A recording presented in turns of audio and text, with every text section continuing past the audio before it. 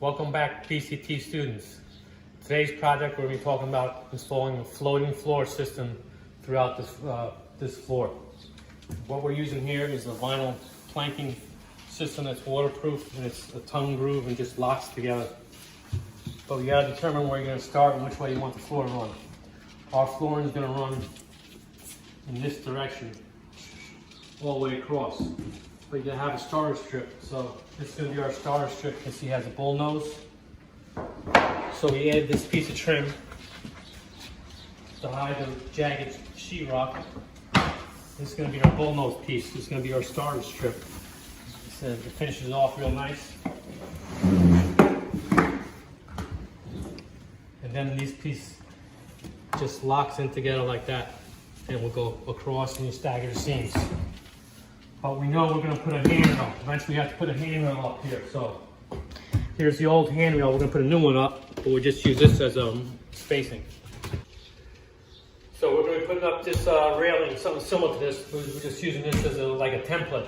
But we're putting a new one up. But you remember from the previous video, we put blocking in the wall. So that when we screw this in, we're not just screwing into sheetrock, we're screwing into wood. And then we're going to put a notch. You see beginning of the notch over here? So we can sink the post all the way between the framing and then bolt it through the framing to make it nice and solid. So this is just an example of how it's going to look. We'll go tight against the wall. We're going to drop it like this. See how we notch this? And then we'll just trim around with nice trim pieces.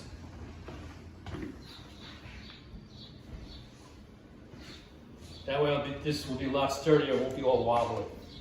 Because it'll be bolted into wood here. And this post will be sunk like 6 inches into the framing, and it'll be bolted in 2 different directions to make the post plumb and sturdy. Okay, so we got the starter strip with the bull nose all set in place. We glued it with construction adhesive and just shot little finish nails in to hold it in place. But before we did that, we noticed there was a little bend in it, so we had to take measurements against this wall to make sure we were parallel. So we put our tape measure here. We're all the way across the floor here. Put a block in front of the heat and then see what the measurement was. Okay? 182 and 5/8. Then we did the same thing over here. It was like a 1/4 inch difference, so we had to adjust the starter piece. So we're within a 16th of an inch so that the whole flooring will work out parallel. And now we're ready to put our first piece in. But I'm going to show you how to do this notch. Wrong piece, sorry guys. Right here. This piece. We got to do a notch. Because we got the plumbing. The heating pipe is right there. So, see how it fits nice? Give it a little room, and it'll be a nice fit. So how do you mark that? You just put this piece right next to it where you know it's going to hit the wall. Put a little mark in front of your pipe, just like a 1/8, 16th of an inch, and then move this over to where it's going to be like this. Put your marks on the side of the pipe, however close you want to be. Take your combination square,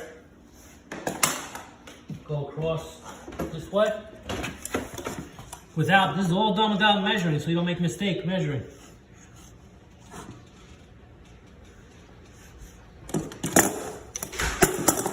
And there's your notch. Just cut that out with a jigsaw. So that's what we did with this piece. Now we can install it. Same exact thing. This tongue groove right here. Put it in place. Voila. Done deal. Alright, we're back to the flooring. You see we got a lot of it done. This is the vinyl plank flooring, and it snaps together and it comes in 4-foot sections. But you want to stagger the seams. There's no specific pattern. Whatever your preference is, you can see the seams. Here's a seam, and then a seam over here. You just want to stagger them so it looks a little bit ununiform. But you never want to do a seam right next to the seam. You always want to have at least one apart. Now we're going to walk over here and I'm going to show you the tools we're using, a little bit of flooring.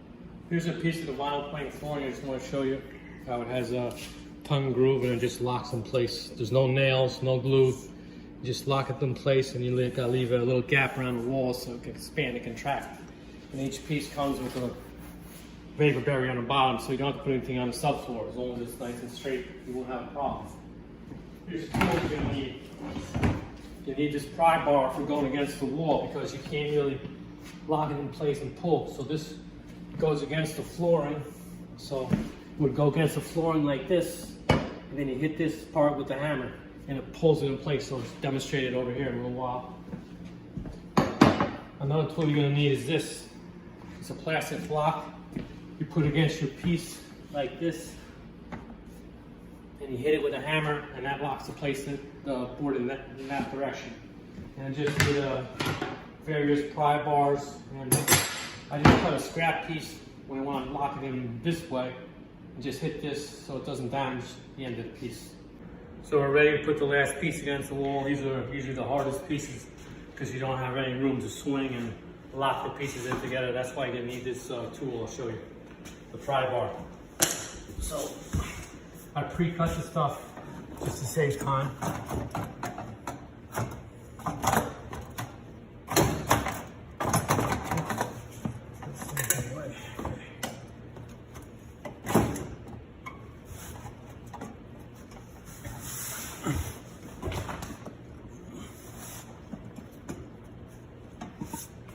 Okay,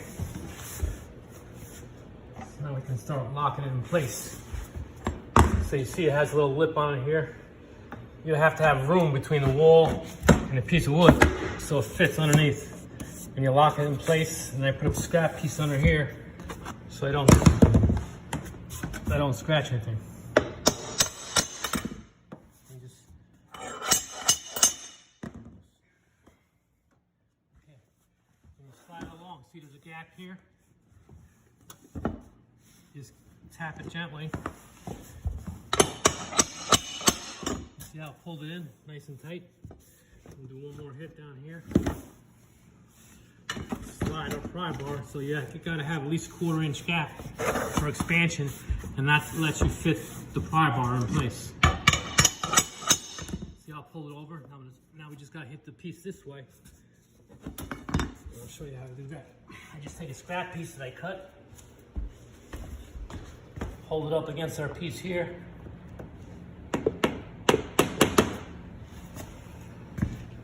and that locked it in place.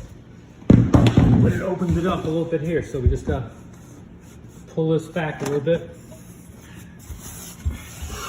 and then we're ready to go to the next piece, and I'll show you that. So you push down.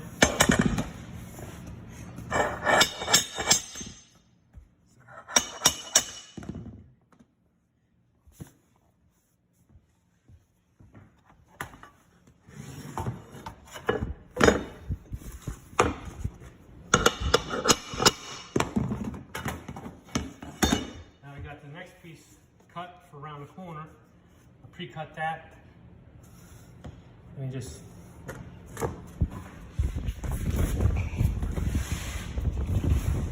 lift it up on the edge like this, hold it in place, and lock it in so it'll hit in both directions.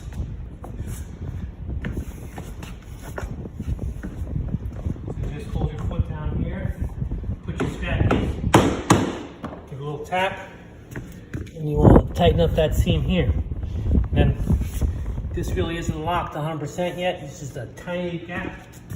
You gotta take your plastic tool here, put it on the edge like this. You lock it in place. And then it locks it right in place. Then you have a little gap for expansion and contraction, and your baseboard molding will hide all that. I'll just show you how you do a full piece with no cuts. It's a lot easier. Take it like this. Make sure it's clean. Hold your piece in place like this. Push it down. And I just put my foot here like this. Stretch it out a little bit.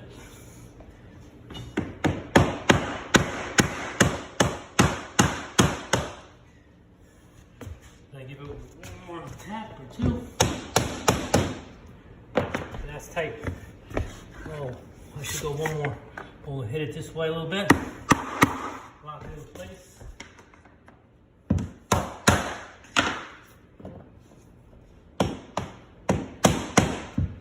Okay. Now the seam is nice and tight. That's it. Okay, now I got 5 questions for you guys to answer and get back to me about the video. The first question is, when we measured from corner to corner, why was that important to do before you start the flooring? Question number 2, when you're setting a railing post, is it better to sink the railing into the framing or just leave it on top? And why? Question number 3, what tool was used when we got close to the wall and we couldn't snap the piece in and nail it? What was that tool, the metal tool we used when we pried it back? Question number 4, how much of a gap should you leave between the floor and the wall to allow for expansion so your floor won't buckle? And question number 5, when you're staggering your seam, how many rows, what's the minimum distance, how many rows you should be apart before you have one seam match up with another? Thanks a lot, guys, and stay healthy and get back to me.